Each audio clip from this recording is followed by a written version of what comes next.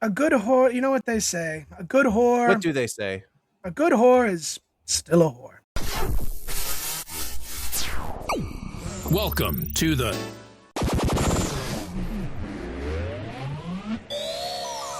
What's the deal? Let me try that again. It's the Down with DP podcast with Robert Dunn and Ron Prendamano in 3, 2.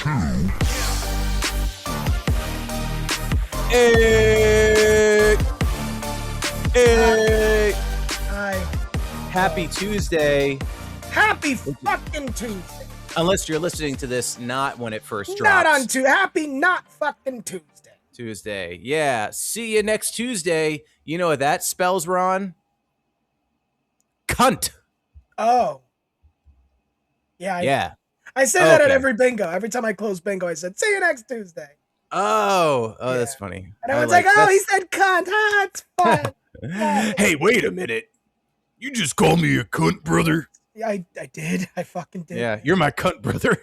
I mean, don't ever call me that again. Me and you are. Cunt brothers, unite. Yes. Ha! With our powers combined, we are cunt brothers. Cunt brothers. This is, I was trying to think of a power. Anyway, this is the Down with DP podcast. Yeah, sure is. I'm your host, Ron Prendamano, and with me is the glorious Robert Dunn. You know, like some people online, they give a name to their audience members. Should it be our cunt brothers and sisters? United in cunt, we are. Yes, yes. What's up, cunt brothers and sisters? Welcome. I don't know I don't know the penetrators. Yeah, that's something like that. It's a lot of penetrating syllables. questions. I don't know I mean, Yeah. I don't want to steal from the trivia team penetration, but you know. No, do it. No, I wouldn't. That's Lynn and Mario. I wouldn't do that. Oh, I actually didn't know what that was. I thought it was like some Milton Bradley. No, thing. their trivia name is always penetration. Like there's another group that the trivia at Austin's Ale House on Wednesdays at 8:30, hosted by Victor Torres. Yeah, a little plug there. There's always penetration, and Plug. You have Mommy Milky. Oh yes, which is great, and they're like somebody screaming like "Mama" every time. Like it reminds me of tits when you say that. My trivia name, okay, when I'm with Jess is Ebony and Ivory, like the song. Oh, sometimes I think of Elton Schlong. Elton Schlong, that's a good one. Yeah. Sometimes I'll do the Howard Stern sketch. I'll put "I ate my brother." That's a fun one. Do you ever play Jackbox? I don't know what Jackbox is. Is it Jackbox? Did I get it wrong? Jack in the Box is not my favorite fast food restaurant. Oh no, I'm right. No, I am incorrect. He is wrong. I knew it. No, I am right. I am right. Right. Jackbox. Just kidding. Morty. Bitch. It's that game that you play with your friends online and you answer funny questions and stuff. Anyway, we should play it sometimes. We could actually play that game together on the podcast. Maybe next episode. Maybe we'll do it. I don't know. Vietnam, what do you think? Should we do it? Just saying. Vietnam is the deciding factor in this. What do you think, cunt brothers and sisters? Should we do it? We're not calling our fans cunt brothers and sisters. Sorry. We're not doing that. Well, because we are the biggest cunts of all. So we kind of are. This episode was brought to you by England, where they say cunt all the time. And it's totally normal. In fact, it's a compliment. It's actually not it's not frowned a compliment. upon in like England and Ireland. It's not frowned upon at all. No, absolutely not. Wonderful word. But guys, as far as the podcast goes, what we're going to be talking about is we're going to be talking about some really cunts. We are going to talk about cunts. So we had someone there's some like deep stuff that some dark stuff. We're going to talk about the Perez Hilton thing. Speaking of cunts. Yeah, I don't know much about that, so you will educate me on that one. Oh yeah, and then MySpace baby, and then we're going to talk about something that upsets me. We're going to talk. I have a question about something upsets you. Oh my god. Yeah, and and then some other stuff. We got Lauren Boebert's son got arrested for doing shit. We'll talk about that. Oh yeah, we're going to talk about that. You wanted that to be a jump scare, didn't you? Yeah, I kind of did. Yeah, I did. Well, because Yeah, that's some fucked up shit, man. Although, keep in mind, by the time people hear this, maybe people already know by He'll now. probably already released and back on the streets by then, so it's not a big Oh deal. yeah, absolutely. I know. That's our prediction. Yeah. So, all right. So, first thing I want to talk about was there was some news coming out. I guess there's two guys that own MySpace for reals. Yeah, like actually own MySpace. It's no longer Tom sold it a long time ago. For those of you who don't know, younger people, Tom was the original creator of MySpace, and he was your first friend. So when you joined MySpace, you automatically had a friend. And then this was the 2000s, people. Is it true Justin Timberlake bought it at some point? I think so. Maybe I could fact check. I had heard. Yeah, we need a fat check. We need a fat check. You son of a bitch. You son of a bitch. How are you? So MySpace. I may not know my flowers, but I know a bitch when I see one. What is that from? It's from a movie from the 70s. I'll look that up too. Sounds like something. I thought it was like from the Birdcage or something. No, it's not from the Birdcage. No, he was not the one who bought MySpace. No, he did not. He was just Chris and Tim Vanderhook are the ones that. Yes, that's a fake press release. Yes, Chris and Tim Vanderhook, and that's MySpace right now. So yeah, it's coming back. It's coming back. So, but the big rumor is because it's like, oh, if it was coming back, it's like, sure, but what's the appeal outside of nostalgia? Well, apparently what they are promoting is that this will be a completely anti-algorithm, anti-AI, which is what it was back then. And that would be incredible. Because if you go on Facebook, it's nothing but algorithm and fake AI pages. They're all fucking bots. It's all bots. I mean, I do think slutty what's it bots. called? Is it called the dead internet? AI. Yeah. Is it called dead internet theory? Have you heard of that? Dead internet theory? No, I don't. So dead internet theory is like, let's say you go on a fake page, a fake AI page, and someone responds to you that's not real either. And then you get into an argument with someone that doesn't even exist. And so the internet is now flooded with people that are not even there. So if MySpace is really trying to come back with this idea of like, hey, we're not going to do that Facebook algorithm shit. We're not going to have AI pages. None of that. I will sign up immediately. I mean, one thing that was really cool was we were all coding. Yeah, that's true. We were all coding. Maybe we weren't making our own code, but we were definitely copy and pasting a code, and then your music video pops up or something like that. Right. Back to this. That movie was from the 1969 comedy film The Gay Deceivers. Basically, it was two guys pretending to be gay to avoid the draft. Oh, okay. That's kind of smart. Yeah. We might have to do that again soon. But okay. You and I, Robert, you want to pretend? Mm-hmm. Oh, to avoid the draft? I'm already married, but I figured we try anyway. Oh, I'm I don't know. I don't know whatever other excuse. But back to MySpace. Back to MySpace. It was a lot of fun. I mean, just the music, the skins that you could use, the backgrounds and shit like that. That was so much fun.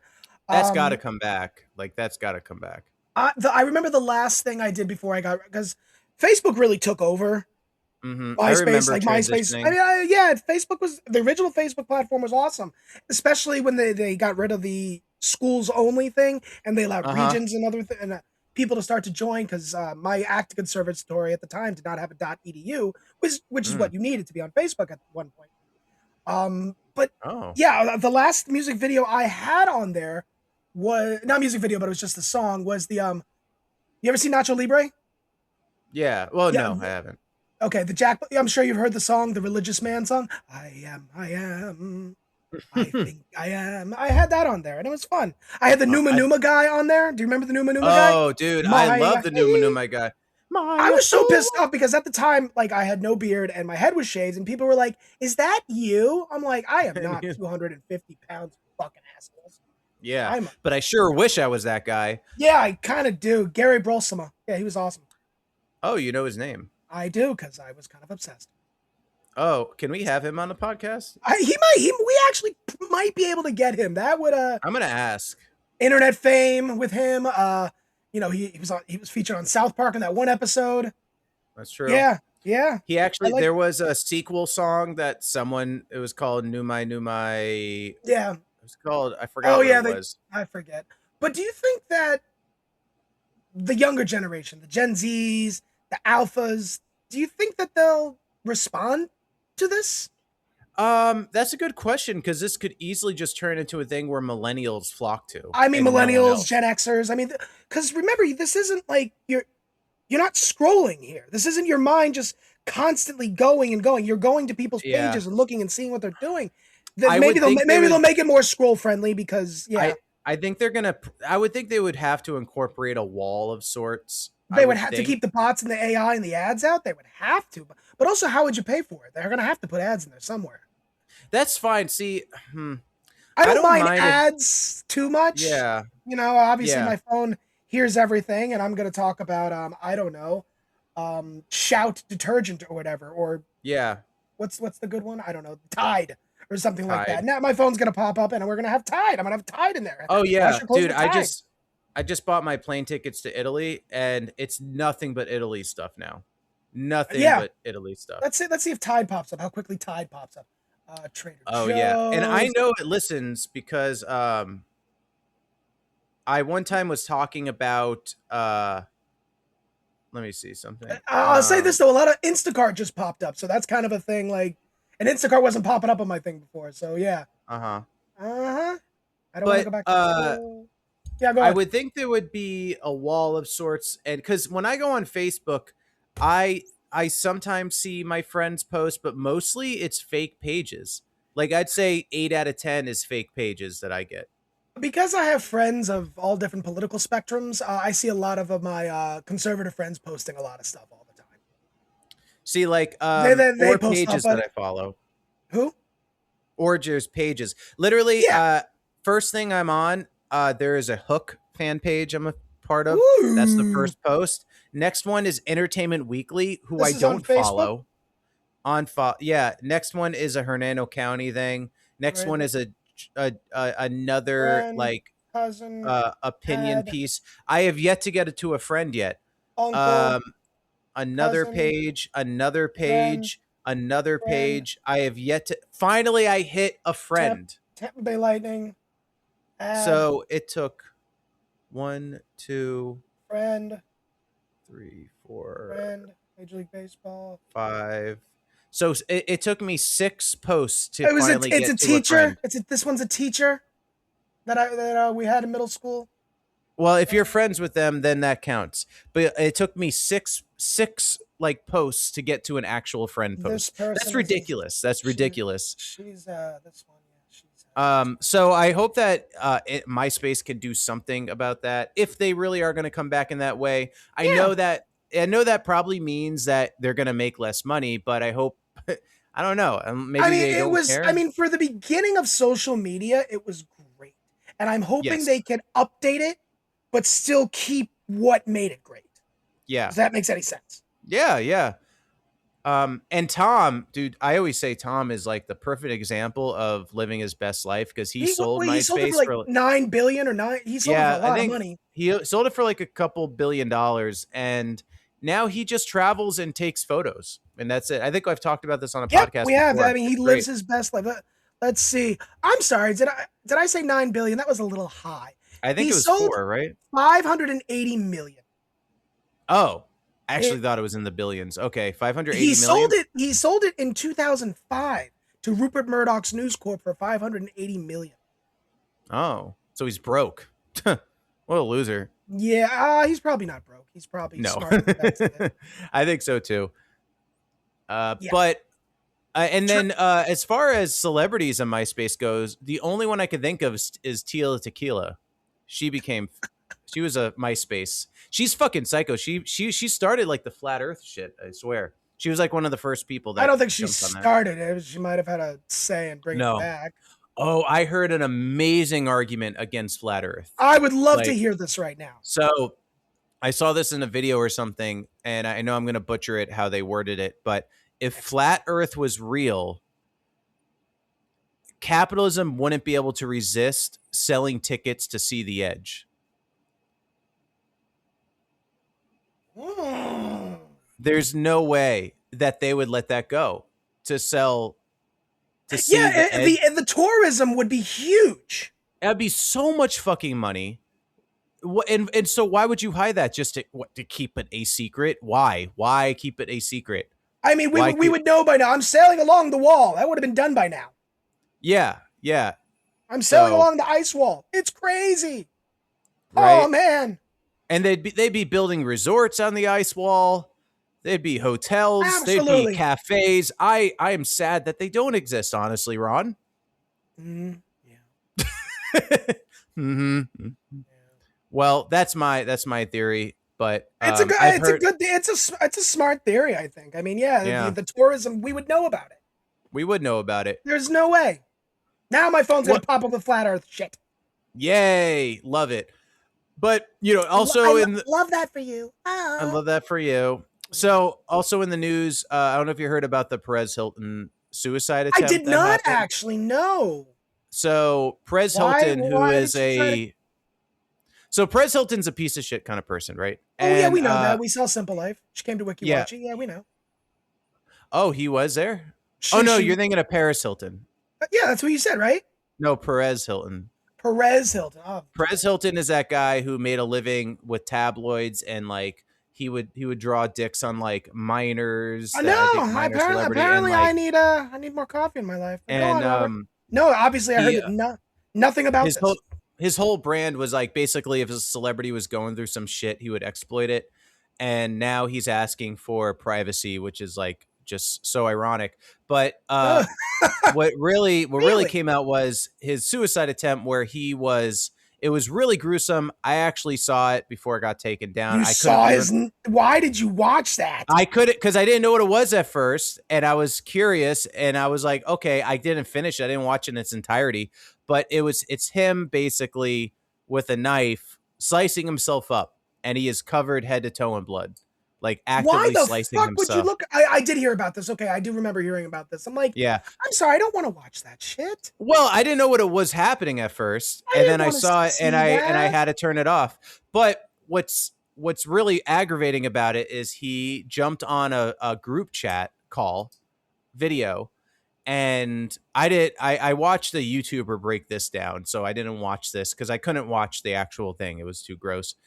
But it's just such a example of how I would say like social media has like rotten our brains, because he gets on a call with like 3 other people and they're all like, Perez, what the fuck? Like, what's going on? And then like one guy's like, hey man, we told you to stop drinking the faucet water in Florida. Like they're so peanut brained. No one's calling for help. No one's calling an ambulance. They're just like, one guy's filming his screen because it's better to get content of this than to actually call for an ambulance to help this guy.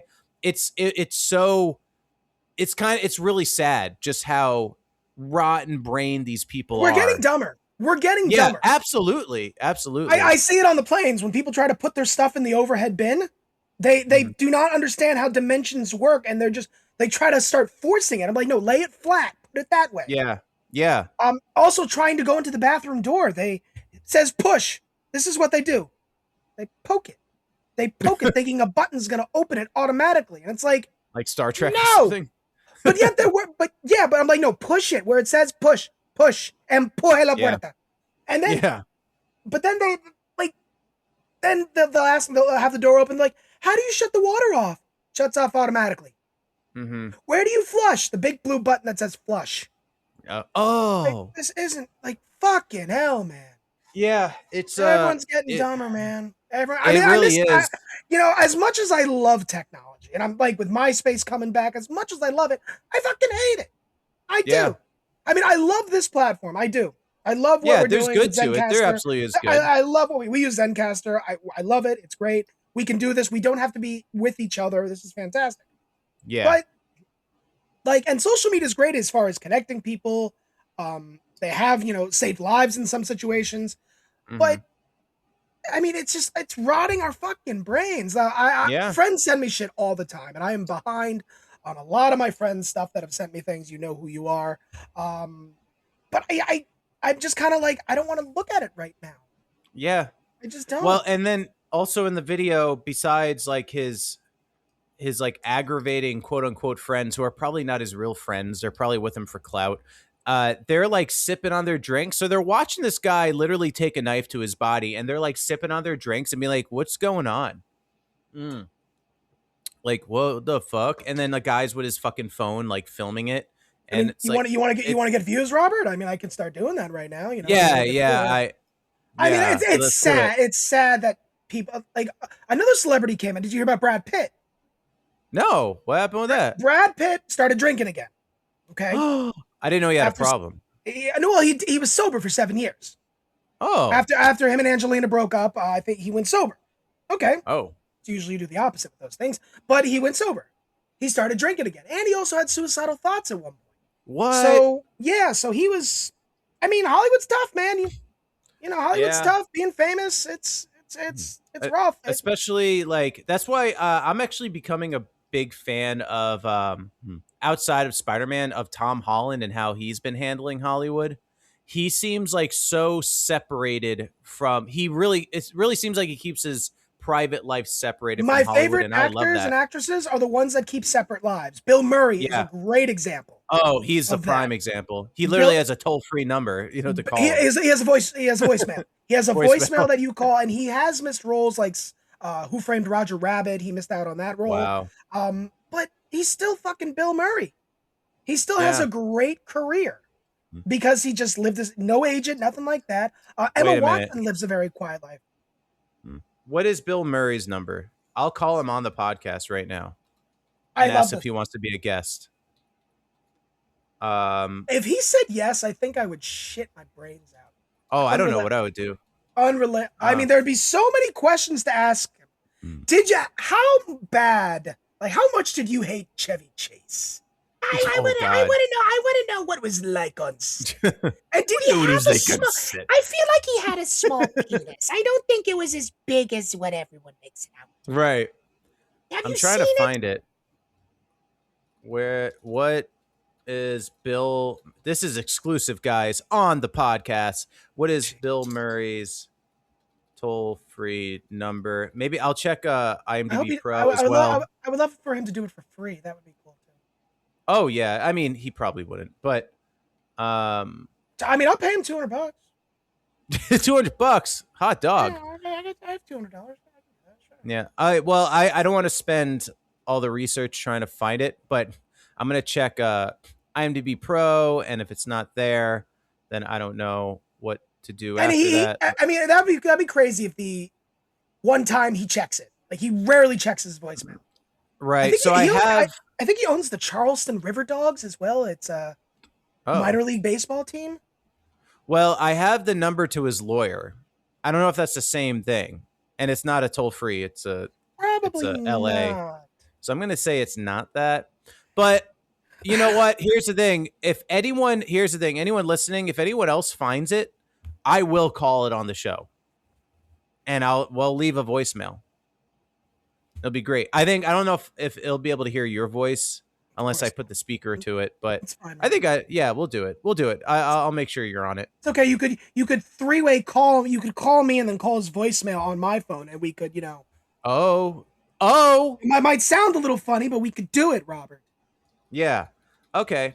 So if we can find it, I will do it. This definitely took a tangent. I did not expect to go here. Here we are talking about MySpace, and now we're bringing back Bill fucking Murray. Hell yeah, we're bringing him back, brother. Bringing him back just like MySpace, baby. Who you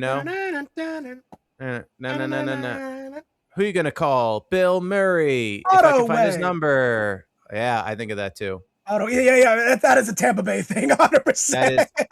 I think I heard like a West Coast version. Who are you gonna call? I forget. Doesn't matter. Autoway was a used car dealership. I think it was a used car dealership in the Tampa Bay area, and their commercials used to come on all the time, and they used the Ghostbuster theme, and it's like, who are you gonna call?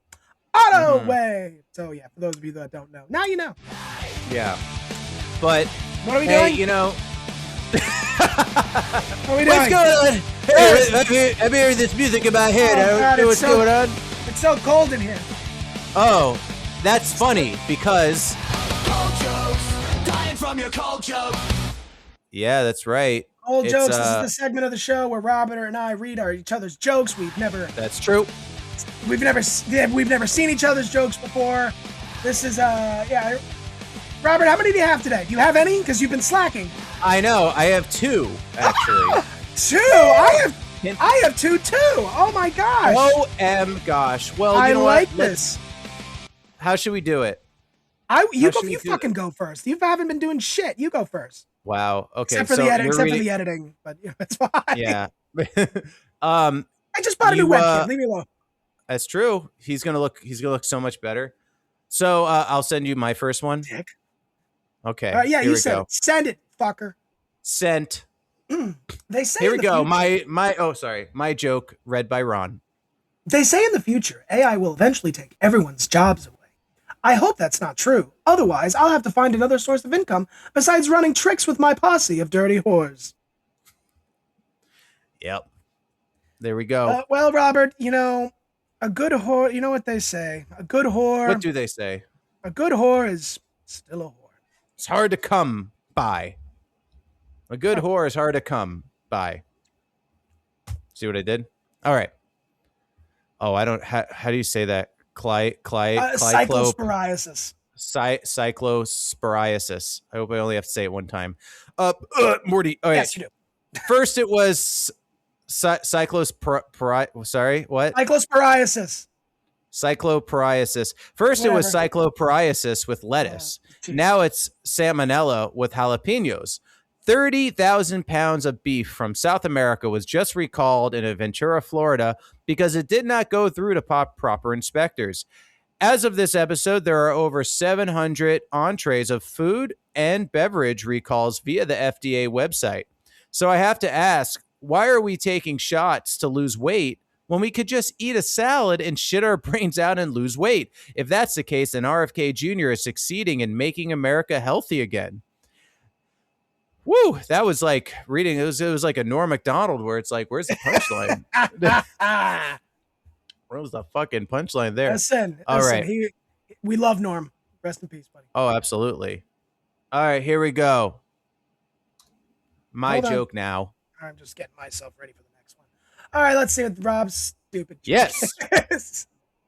If MySpace really ends up coming back, they'll probably reintroduce the top 8 list that showcase your best friend as number 1 and the other 7 people who you would care just a tiny bit less if they die. That's true. I mean, what are you supposed to tell the second person? I assume if we like who would be your top 8? Well, you don't have to give me their whole top 8. My top 8, number 1 and 2? Number 1, my wife. Your wife, yeah. My wife, most likely. But if we're not including spouses, it would be Brad. Yeah, I was thinking It'd be Brad. Victor, Manny, Kyle, Hank. Not in any particular order. And you. I'll put you up there. I think I would keep my number 1 like the same in high school for like nostalgia reasons. Who was your number 1 in high school? My friend Josh Miller. Fucking love Josh. Josh was great. Yeah. He would probably be. I think he was my number 1 back in the day. So I'd do that because it'd just be funny. I think Brad was my number 1 or my girlfriend. One of the two. Yeah. So I think that'd be funny. Ready for mine? Yeah. All right, guys. Here we go. Gen Z has a new word to mean inauthentic. LARPing. For example, as per USA Today, going to a fitness class just for the photos is LARPing being a Pilates girl. Or a summer internship is LARPing a corporate 9-to-5. Well, if that's the case, then Crumble being a cookie shop is LARPing being a good bakery. There we go. I love it.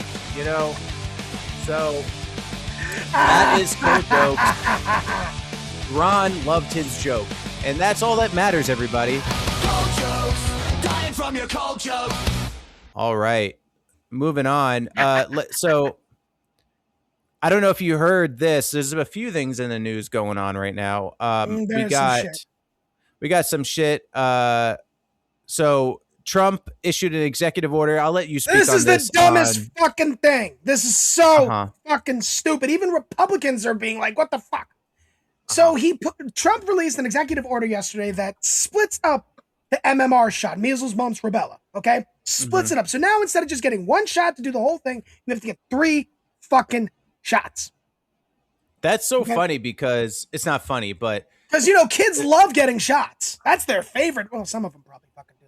What is the reason behind it?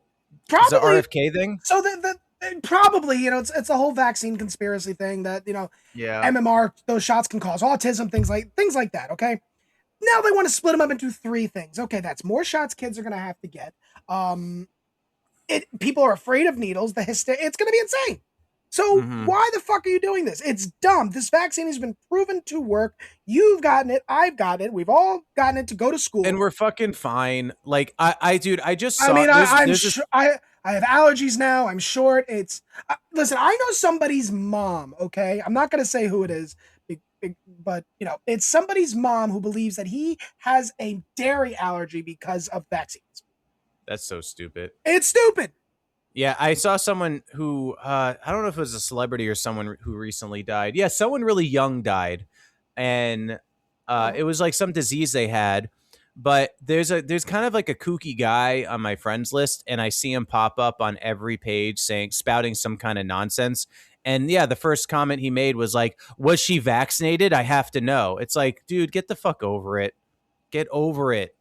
Get over it. It's not, you're a fucking psycho. You're psycho. There was one guy, I remember during the heat of it all, when the vaccines were happening, one guy refused to talk to me anymore because he thought I was like mind controlled now that I got it. Oh yeah, no, I mean the COVID thing. I understand people questioning COVID. I do. Sure, it's okay to question things. It came out quick. It did Operation Warp Speed, released by their president. Remember that? Yeah. Yes, I know he's my president too. I understand that he's the president of the United States. But anyway, that's. It was released under the Trump administration. We all got it. Yes, I mean, there are questions to it. I've never felt like shit like that after getting a vaccine like that. But and when I did have COVID, it was very mild. So what do you want? I don't know what to say. Yeah. I got vaccinated. I got vaccinated against a disease that was novel and was killing everybody. I'm sorry. Yeah, and even the old men at the bar that I go to. Love the OMC, Old Man Corner. Even a lot of them got vaccinated because they're like, I'm not taking a fucking chance. Right. So it's like, what is this? Yeah.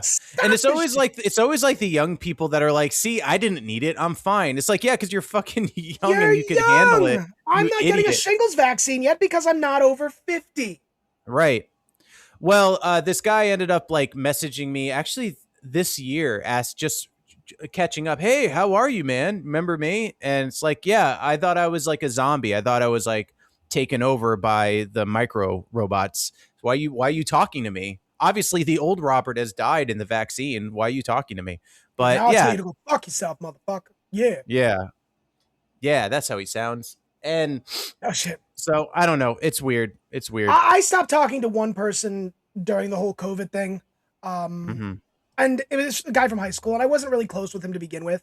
So, and then he posted a picture of me wearing this shirt, actually. And basically said that I was like a pedophile and stuff like that. Yeah. So, yeah, no, that's really nice.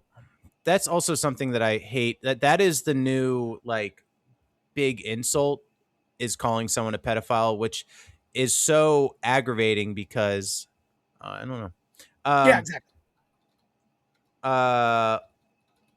Yeah, I mean, it's like, okay, you're calling me a pedophile. Okay, yeah.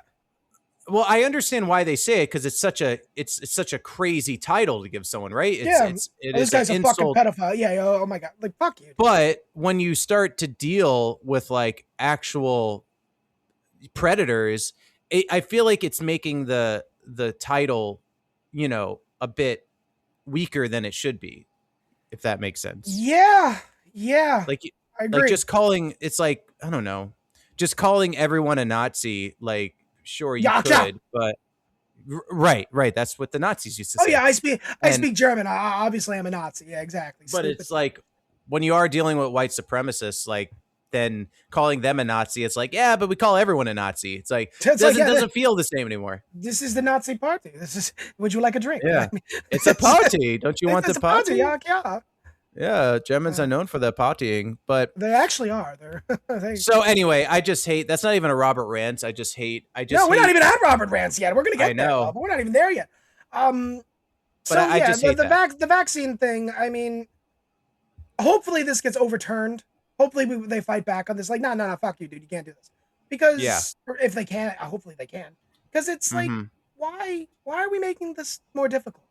Why are we doing this?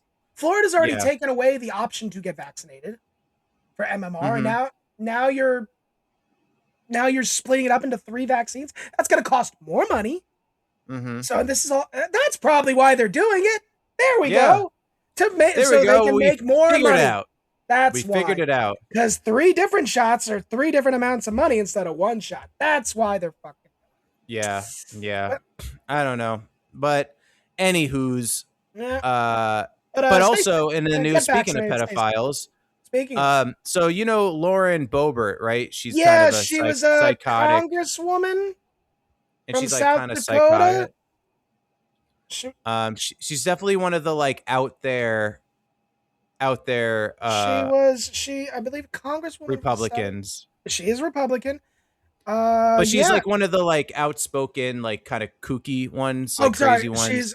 She is a member of the House of Representatives from Colorado. Okay. Well, she was born in Florida. That explains it. Oh, that explains it. Well, her son, Tyler Boebert, 21 years old, was taken into custody on Sunday and later released on $10,000 bond. He was arrested on charges of sexual exploitation of a child. And so her statement is, I love my son. We take allegations very seriously and pray for everyone affected during this challenging time, because that will definitely do something. So not sure what the next steps are, but it definitely is not a good look for her. And it's just one of those. Wasn't she the one who was caught giving a hand job in a theater? Yeah, in a theater, yeah. So you love your son. Good. You're a parent. You should love your son. But your son's a sick fuck. Yes. He's a sick fuck. So I'm sorry you're going through that, but I mean, you're a congresswoman, and here you are giving hand jobs at a fucking theater. Right. I mean, it's But I guess Tyler's been arrested before for the same thing. Like vehicle trespass and property theft. So he's Well, let's up the ante. Let's up the game. Let's do it. Let's take it to the next level. I don't like doing the whataboutism, but it is a thing where, like, there are people that do shitty stuff, and because a lot of people give a lot of shit to like Hunter Biden and stuff, and it's like that shouldn't be like a gotcha, What about Hunter Biden? Yeah, he did a lot of fucking drugs. Yeah, he did a lot of drugs, maybe some illegal shit, but he didn't. As far as we know, he didn't do that. Touch kids. He didn't do anything with kids. I just don't get using that as like a weapon. I don't know. It's just weird. Also, I did hear Hunter Biden debate on a video. And it sounds really good. Hunter Biden has been. This was not scheduled to talk about, but let's talk about it. Hunter Biden has been like, holy shit, he's been not taking any shit at all. I mean, if he makes a presidential run, I'd listen. Yeah, I would absolutely listen. Because I think they've like formed this image of him being like this just crack addict, like can't function. The man's got more street cred than anyone else. Right. And if you listen to him speak, he's like, he can debate.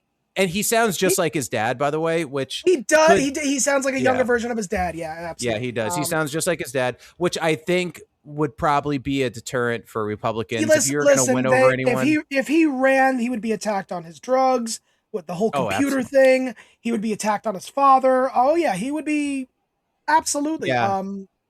I don't know if you would be able to get around that with, because say what you want about Joe Biden and his politics, that's fine. But when it comes to being a human being, I think he's a decent one. I'm not saying he's a politician. I'm sure his hands are dirty, but I think he's an overall decent human being. Well, there was a good question. I think George Bush is a decent human being. Yes, I think minus so too. politics. I mean, politics are a complicated thing. Right. And I was not a fan of George Bush as a president. But there was a good question I heard in like a. Yeah, I agree. I agree with that. Bill Clinton, I don't know. Well, no, Bill Clinton. We don't know about Bill Clinton. Sounds like a piece of shit. Play the hell of a sax, though. Hell of a sax. Yeah, he did. Yeah, and is that the name of Donald Trump's dick or? No, it's the other way around. Oh, it was the other way around. It was the other way around. That's right. Sorry, I always mix it up, Rod. I'm sorry. Okay, it's all right. You're a human. Yeah. So, I try. Obama, though, probably the cleanest run. I know. Look, every president probably has shady stuff. He had to be squeaky clean.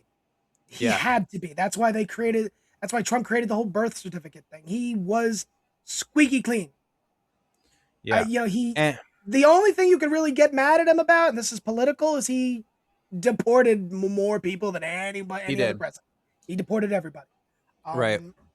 And that's I heard a question asked. That's a different conversation for a different day, but. Oh, absolutely. Because every president either has done shady shit, had to make hard decisions that doesn't look good on them, but they had to do it. If you agree with everything the president has done wrong at some point, you have to question yourself because it's impossible.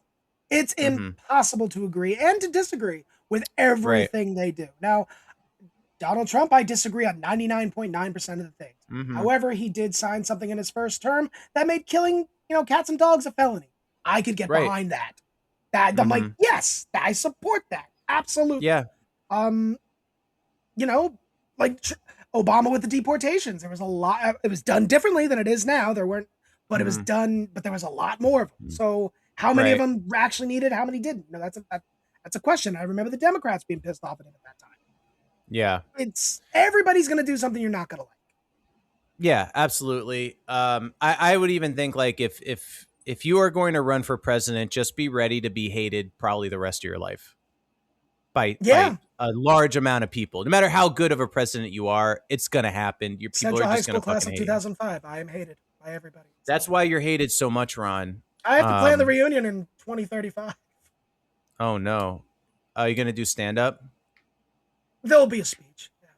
What's the deal with Central High School? It's not even centralized. It's off to the side. I had a great time. I didn't go to the 10th. I had a great time at the 20th, but I would love to do a huge, big, nice venue. That would be awesome. Yeah. And if you can afford my appearance fee, I would love to go. I would love to go, Ron. So get a budget together. We'll do a live Down with DP podcast. We're sponsoring the thing. What are you talking about? I mean, shit. It's going to be huge, and we're going to sponsor it. And we're going to have stickers everywhere. 2 40-something-year-old guys, 2 almost 50-year-old men doing a podcast for a high school reunion. Hell, this is what I think of Spider-Man 7. I don't get who's Miles Morales? I don't. Okay. Yeah, I don't know. I don't know how we got far in this tangent, but Lauren Boebert's son, disgusting. Yeah, disgusting. That's all I have to say. Lauren Boebert just kind of shitty in general. She's kind of shitty. She absolutely is. Yeah, absolutely. But her and what's her name, Marjorie Taylor Greene. A lot of bullshit there. Marjorie Taylor Greene came back though, right? Yeah, but she's already been a cunt. There you go. That's true. All right. Well, I guess we're gonna get into the next segment, everybody. I got some things to say, so let's get right into it.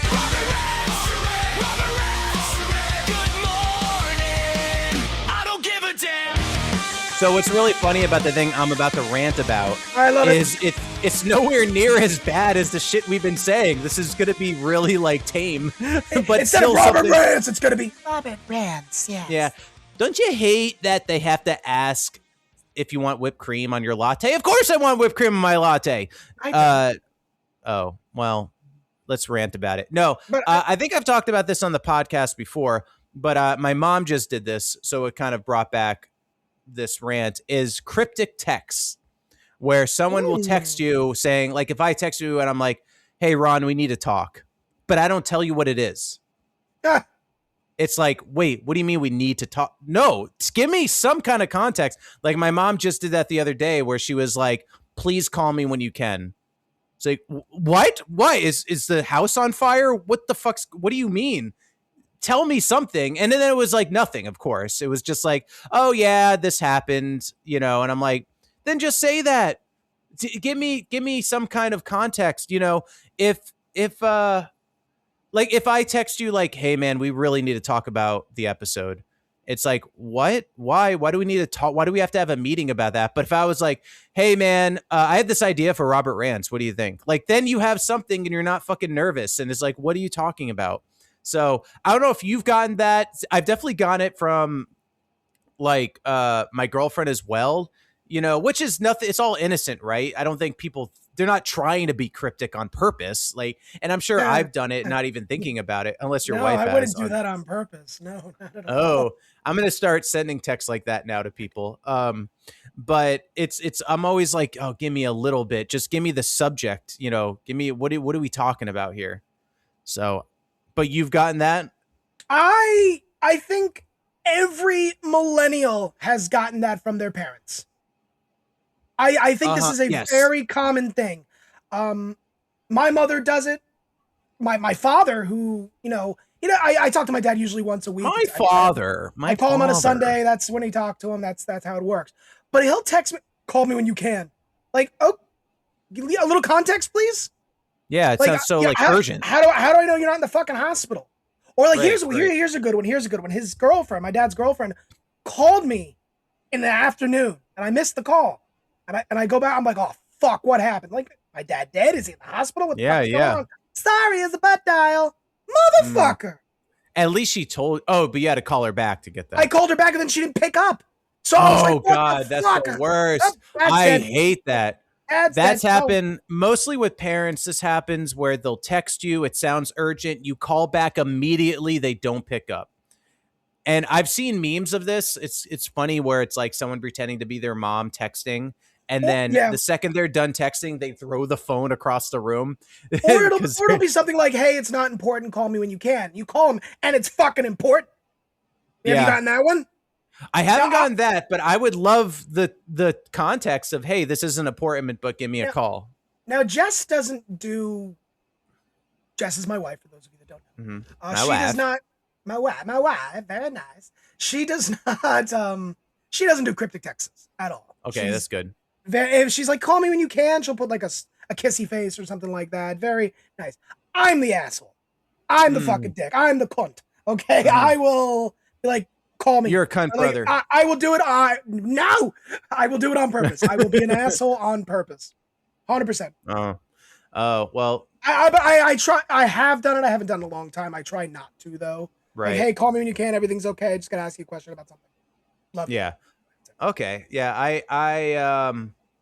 I notice the way I text sometimes. If I don't proofread, I definitely sound more a bit more stern than I want to be. You have come off stern before, and I was like, and I don't mean that, like, because I need to proofread my text is what I need to do. Because sometimes instead of being like, let me know if you want to record the podcast on Tuesday, I don't know. I'm trying to think of an example of like, we got to record. Let's do it on Tuesday. Like, it sounds very like, hey, Ron, listen up. We got to record. We got to do it on Tuesday.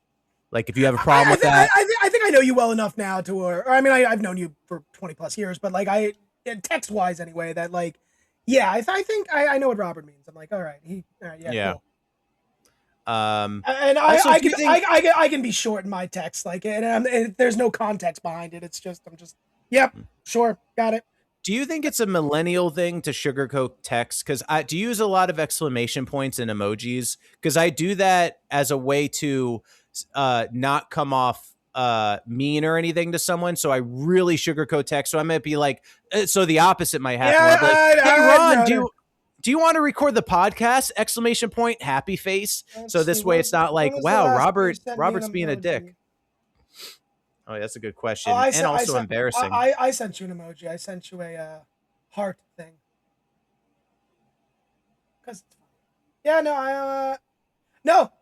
Nope. I've sent you the emojis. I'm the emoji sender. Wow. Yeah, look at me. Yeah. Nope, you haven't sent one in a while. You are bland as fuck. Damn. All right. I'm gonna be like crying faces, hearts, happy faces. Yeah, I'm gonna be like, we need to talk, and then happy face. we need to talk with a pride flag or something like that. Yeah. Oh, I've done that. I'm so proud of you, Robert. Yes, you came out. I'm so proud. I remember I sometimes pride flag react to Ron's text, and he's like, "Wait, why are you pride flagging my text? What does this mean?" It's just something stupid I do. It's I love fun. it. I love it. Yeah. And there's fun. nothing wrong with that, Ron. I think we talked about this before. No, there isn't. I think we talked about the LOL that we do to soften the text. Oh, yes. Yeah, we've talked about the LOL before. I do LOLs, ha-has. I do. Ha-has. I'm laughing every time I talk to you. Just sometimes like, yeah, LOL, like, we should record, ha ha ha. LOL. I'll do haha if I'm actually genuinely find it funny. LOL is just kind of more of a not to be a dick. Yeah. Mm-hmm. Yeah, it's so weird. Like text, like almost by default, can come off dickish, so you have to add all this sugarcoat shit in it. But I've never text with a Gen Zer in my life, so I don't know if that kind of I would notice a difference in the text. There's one Gen Zer that I text with, a friend's daughter actually, and that sounds really weird. I understand that. Mm-hmm. I got her first job when she moved to New York, so that's cool. Kind of many years ago. So this is kind of the steel mill. Yeah, I mean, it's my friend Victor. It's his daughter. Like, they're cool. Like family. So yeah, they're family. So that like it's not a big Garden. deal. But sometimes she'll just text me out of the blue, like just something randomly. She's like, she's like, you won the pool, right? I'm like, what? I won a football pool, not a baseball pool. Oh, cool. Yeah. Cash money, baby. Cash money. Yeah. So Gen Zers, and sometimes through work, I'll text Gen Zers if we're like all gonna go out or something like that. Right. It's not. They're fine. They might be a little more emoji friendly. Our generation, especially the boys group, love the memes. Mm-hmm. Memes are everywhere. Oh, I love the memes. I love meme reacting. Love the memes. Yeah. Well, speaking of, I think you mentioned, I don't know how I was going to transition in this, but something that I've had on the docket for the podcast for a long time now. You've had this here for a while. Yeah, I don't know why you haven't done it. I just kind of left it there for when you're ready. Yeah, and I've met with people that have done this before, but I wanted to get your opinion and like how New York would react. I'm sure this exists in New York too, but excuse me, sorry, son of a bitch. Excuse me. But how do you feel about stand-up classes? Do you think that's something that you can really learn? Because I have an opinion as a non-stand-up. I do have an opinion on it, of course. I would like to hear your opinion first, and then I will give mine. Well, in my humble opinion, as a non-stand-up, I would say that I don't think you can teach funny. I think funny is a perspective that probably comes from life experience. However, if you're going to get any benefit from a stand-up class, it would probably be dealing with being on stage in front of an audience, whether they're students or not, getting used to that. And that could maybe better prepare you. So it's more of a stage fright class than a stand-up class. So if there's aspects where it's like how to tell a joke, I guess there's ways to do that where it's like you don't want to just be a stream of consciousness. But here's the thing with stand-up, I almost feel like at the same time, there's almost no rules either. So it's either funny or it's not, but that's my take. As somebody who does stand-up comedy, as someone who took a stand-up comedy class. Oh, what a twist. I think if you are starting out, I was in college and at the new school, and they offered a stand-up comedy class. No credits, unfortunately, but I'm like, fuck it, I'll take it. That's cool. And at this point, I've had improv training, theater training, film training. I've had all this training. It's the same thing as film training. It's working on a skill. Yes. So these classes, if they're good, it's usually from a working comedian or somebody who knows the craft very well. And they teach you how to write a joke, set up a joke, things like that, put the emphasis on certain words. Now, you're right. Can you teach them to be funny? No, you can't. Mm-hmm. But you could teach them how to write well enough or how to set up a joke properly to be funny. Okay. That it can be done. So a lot of my jokes that I still use today, I developed in that class. Oh, cool. So, okay. I sometimes I use them, sometimes I don't. It depends. But yeah, because of that class, it rewires your brain to get you thinking. Now, a lot of people I think I was the only one there who's an aspiring comedian. Other people were there for like you said, stage fright, public speaking, overall confidence, things like that. So stand-up classes are great, but if you are brand new to the industry, it can absolutely help. Absolutely. Yeah, I feel like that's why I would take it. First of all, I always assume I'm wrong about everything. So You are. if yeah, thank you. Also Ron, we need to talk after this episode. LOL. But oh, he's gonna press something. He's looking for something. What's gonna? Oh, I thought you were gonna press like a button or something. He sent me a sad emoji. That's funny. I like it.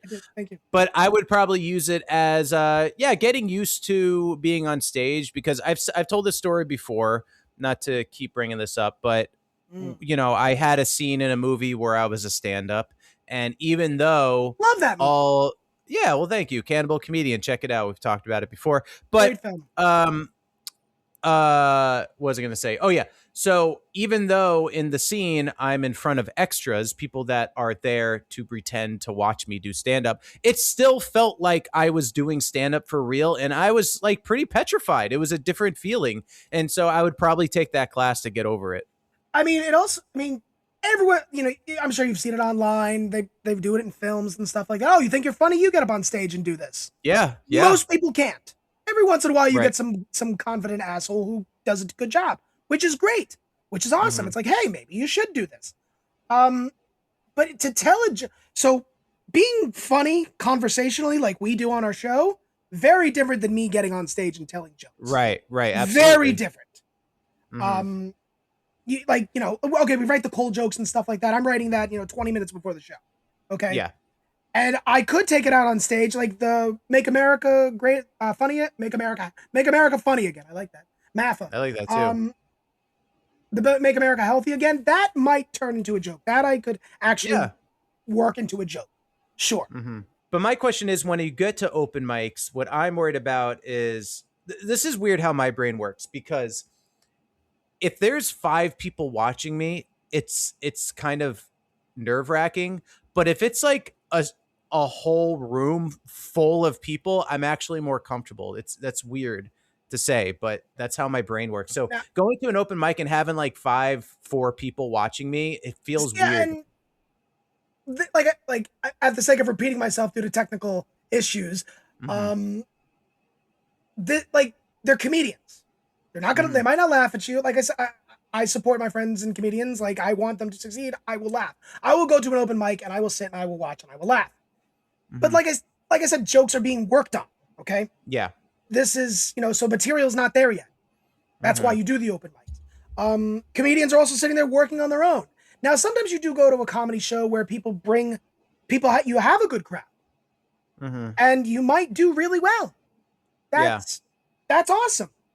If you can get an actual crowd in an open mic, and it does happen, it's fun. Yes, absolutely. But I mean, sometimes as a comedian, sometimes intimate rooms are fun. Okay. Because it's just kind of you guys there. Yeah. So, like QED in Astoria. Love performing at that club. Great club. Small club. Yeah. Very small. So it's intimate regardless. So in the event where you have 4 people in there, you're standing in a little corner, right? I've seen photos. Kind of. It's a decent size. It's a decent sized stage. Okay. I don't need a whole thing to run around on, but yeah. Yeah. And you're standing there and there's 4 people in the room, which has happened to me before. Yeah. It's intimate. But usually the comedians I work with, we all usually know each other, so we're all supporting each other to begin with. And if you can get them to laugh, these 4 people, you're still having a good show because people are enjoying it. Yeah. But it can't, if you're new, it can be a little it can be intimidating when you have nobody in the room. And like you said, open mic, comedians, very few people in the room.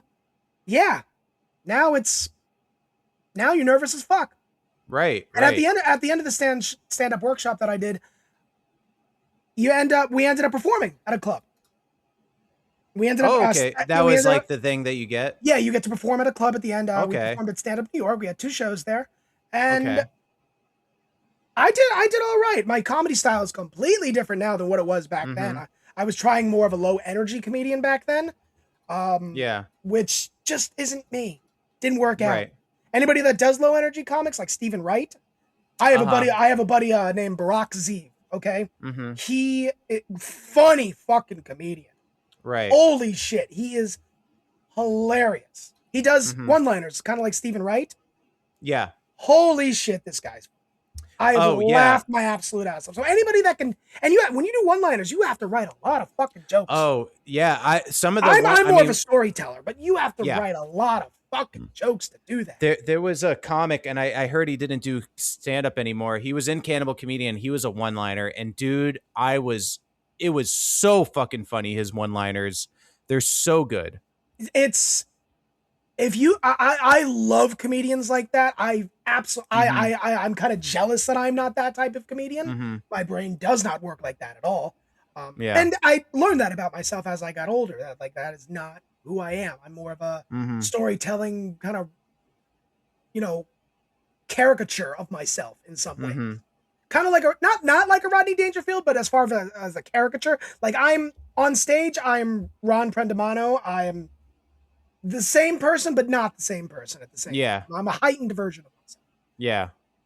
And the workshop, that was the cool thing about the workshop is that at the end, you did have an audience to see how your material, not just performing in front of your classmates, you have an audience. So you see how it works. The first night, which I have a video of somewhere in this house, I killed. I had a great fucking set. Oh, good. Yeah, it was great. The second show, they started construction in the club. Oh. There was a draft. There wasn't nearly as many people. I could see everybody in the crowd because of the construction. So yeah, that set was not nearly as good. Wow. But that's learning. And failing in this industry, bombing as we call it, you learn. Yeah. Well, there's also an interesting thing happening. I'm trying to remember his name. Keegan Carmichael. Have you heard of Keegan Carmichael? The name is familiar.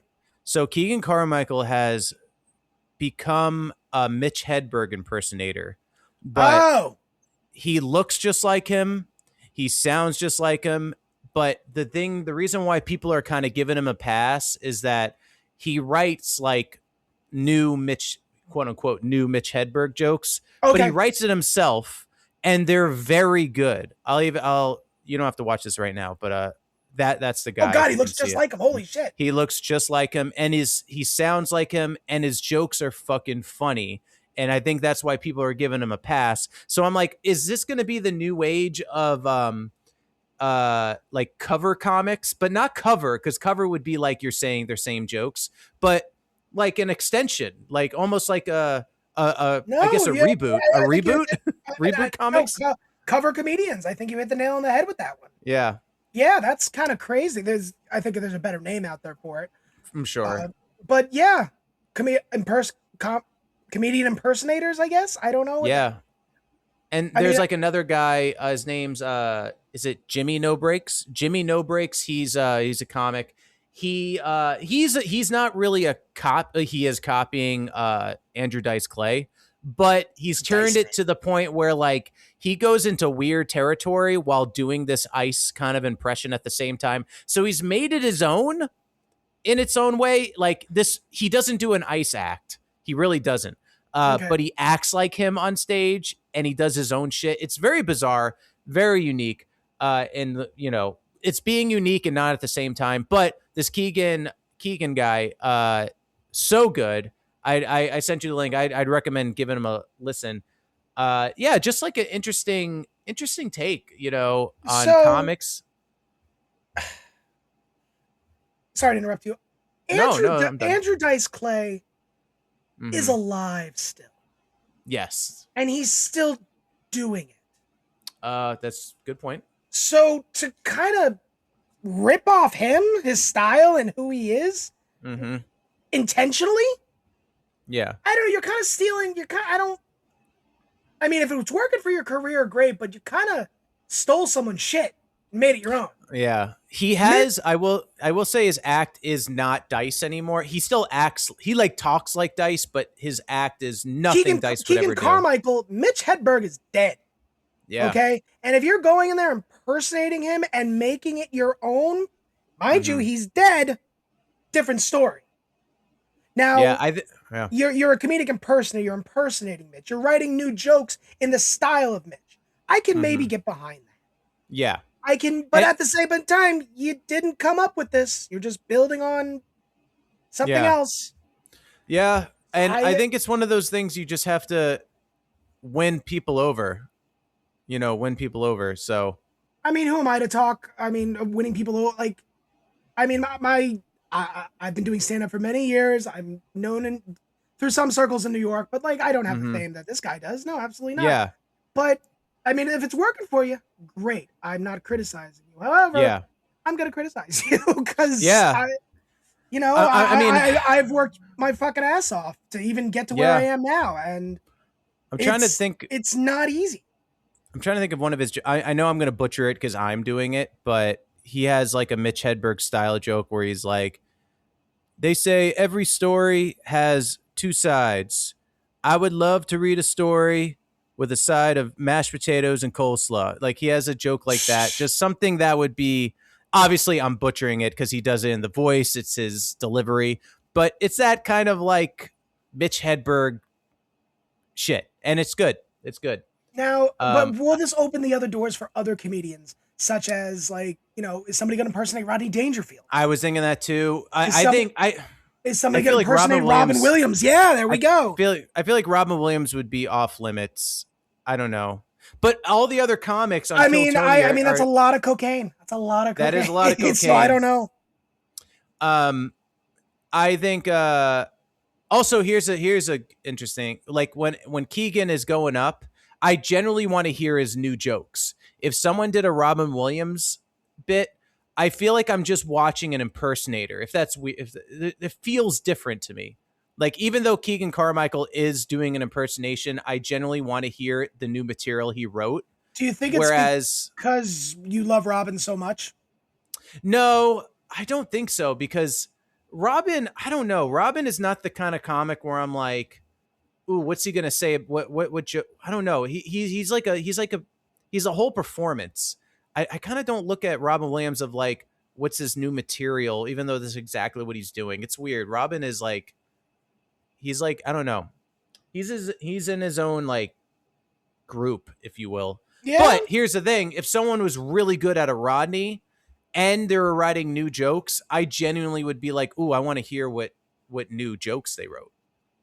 I guess Robin Williams would always just feel like an impression. I don't think you'd ever be able to get away from it. But would Rodney be an impression too? It would. Yeah. I don't know how to describe it. Keegan Carmichael an impression? Absolutely is. Yeah. I don't know. If somebody did Robin and nailed it, I don't know. I might have to look at it. It's like, yeah. The difference is Robin was so cherished by everybody, especially our generation, that it's kind of hard to see someone else do his work. Yeah.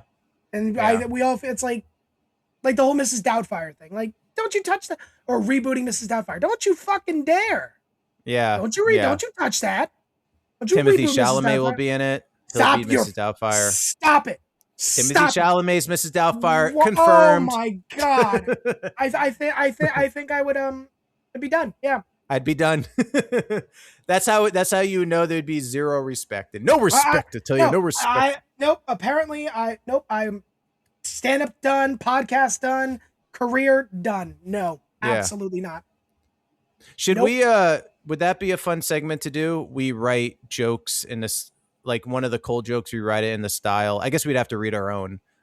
We write it in a style of a comic we like, just to see. We could try. That may be a fun activity to do. We could try. No, we could read it in the style of the other comedian, as long as we both know the comedian. Yeah. And then if you remember they came out with that AI George Carlin special. Did you listen to that? I did not listen to it, no, but I know what nope. Yeah, we've talked about this. It was, I mean, one could say it's newly written. I think it is newly written jokes. Like, someone had to write these jokes.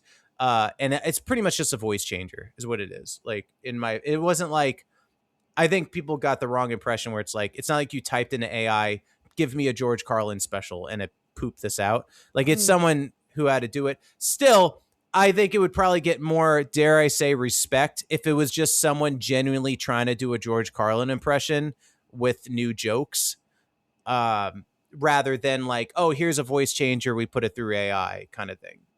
I mean, as much as I love Carlin, Carlin didn't always do jokes. Sometimes Carlin just spoke the fucking truth. Yeah, he's known for preaching. He is. So, but you know what? A great somebody I would love to see kind of bring back, and I've seen this style of comedian recently, but you don't see it too often. A Sam Kinison. Oh my God, I would love to see a Sam Kinison. You don't see a Sam Kinison so much. Oh, no, you don't. No, you don't. That would be wild. That you would have to nail that shit. Love Sam Kinison. Oh my God. I saw somebody recently who did some screaming in their act, and I'm like, got some Sam Kinison vibes. I love it. Yeah. There's a guy right now, I think he opens, he's headlining now. Oh, he's on my algorithm. I don't remember his name, but he gets a lot of Seinfeld comparisons. And he kind of looks like Seinfeld. I heard he was opening for him on tour.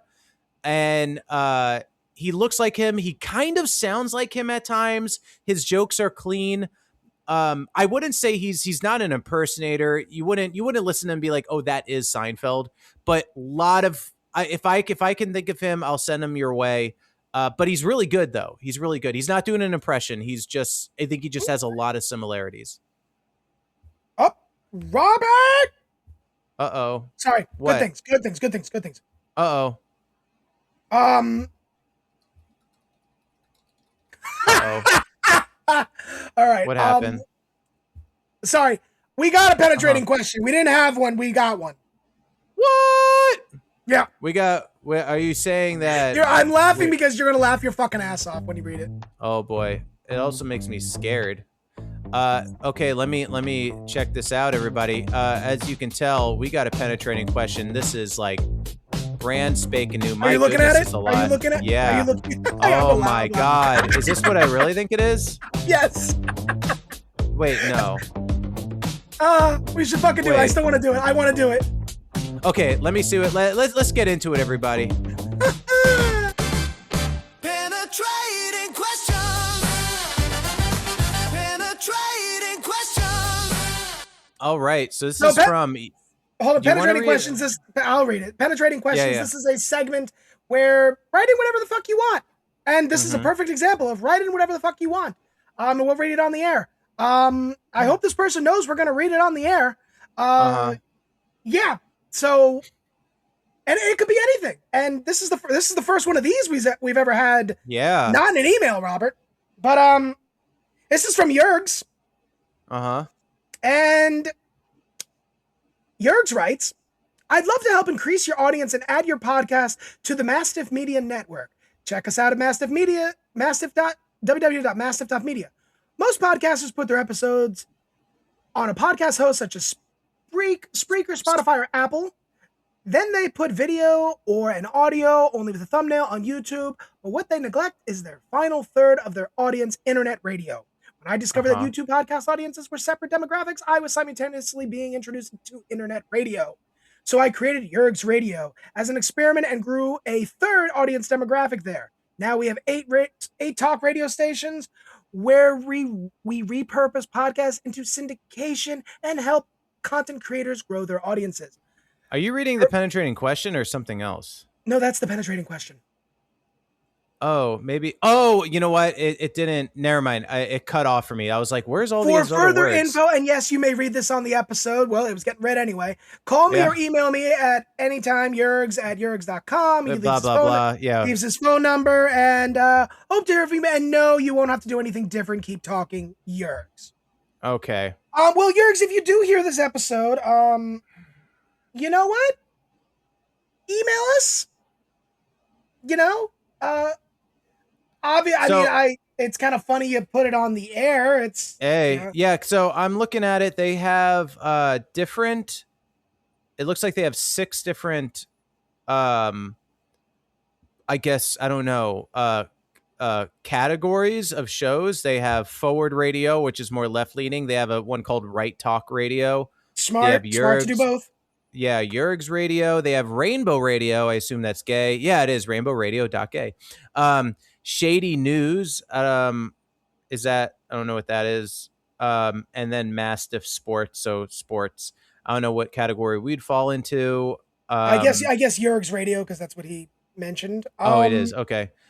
I don't know. There seems to be a lot of AI dogs everywhere. I mean, I get this to be honest, this seems to be the most genuine of any of the stuff we've gotten. Interesting. Maybe we'll inquire. Maybe. Well, maybe. Oh, I see the staff. I will have to do my research on this person. But thanks for writing in. Yeah, and interesting. Okay. The area code is Floridian. Oh. So here's another thing I did. I did post, I wonder if this is why I came in, because I did post the penetrating question link on a active Florida Facebook page. Oh, the one you were talking about earlier? Yeah. Do you think it might have came from that? Maybe. Yeah. It's maybe really interesting. we'll inquire. People, things are getting interesting. We might have Bill Murray. We might be with a new thing. I mean, this is a crazy thing, you know? Yeah, this just in. Bill Murray is definitely on it. If you are new to the podcast, ideally that was very smart to do it on the penetrating question. Ideally, that is not what the penetrating question is. But usually it's advice from us, which we've gotten, which we haven't gotten in a while. I hope that kid's okay. The kid with the overweight kid. Oh, the fat kid. That motherfucker. I hope he's okay. I hope he's doing well. The one who didn't want to trick or treat, that one? No, I don't remember if that was the same story, but he was struggling with weight and the mom was trying to help him. I mean, if that was a real story, I'd love to get a follow-up from that person. That'd be great. Yeah, follow up, baby. Let's do it. But yeah, interesting. Yeah. Well, very, very interesting. That's our show. No Fire Robin beer today. Been working a lot. Didn't have a chance to go out and get something. You know, I'm not gonna just get an Angry Orchard. Right. No, that would make me angry. Nope. I got nothing right now, but I am going to Trader Joe's later, so I maybe have something. Not gonna get jalapenos though. Not gonna get that. Yeah. Robert, anything else? No, that's really it. No plugs. I do have one more thing to say because we did talk about this. I think it's appropriate to say something. If you are having suicidal thoughts or depressive thoughts, there is the 988 suicide hotline. You can always call and talk to somebody and take care of yourself. Yeah. Oh yeah, that's actually genuinely a good thing to say. I know. Because though we're giving shit to Perez Hilton, I by no means hope that he harms himself again. No. There's a big difference between calling someone a shitty person and wanting them to be harmed, and those are two different things. 100%. I think he's a shitty person. However, I do not want him to suffer any more of that, and I hope that he does get the help he needs. Absolutely. Outside of that, I guess we're gonna come back. I'm gonna try to write some cover comic. Okay, you do that. Yeah, I don't know. That'd be funny. That would be funny, you know. So I guess, do they have to be dead, right? Or can they be anyone? They can be anyone. Okay, we're just doing it on the show. We're not, you know. Okay, cool. All right, sounds good. Well, everybody, no plugs for me. I mean, I'm filming. I booked something. I'm shooting something. In 2 days, so that should be fun. Maybe I could talk about it more next time. I have a stand-up show the 26th of this month. So yeah. Ooh, sweet. Okay. All right, guys. Well, thanks for listening. This was a loaded one, and we'll see you on the next one. Bye. Hey everyone, thanks for listening to today's episode of the Down with DP podcast. If you want to support what we're doing, please head to our Patreon, where you'll get bonus content, extra access, and other cool perks. We'd seriously appreciate the support. You'll find all the info on our Instagram at DWDP Podcast and on our Facebook under Down with DP Podcast. Got a question or topic you want us to dive into? There's a super easy anonymous form linked right into our Instagram bio. Send it in and you could be the next penetrating question. Or you can email us at downwithdppodcast@gmail.com.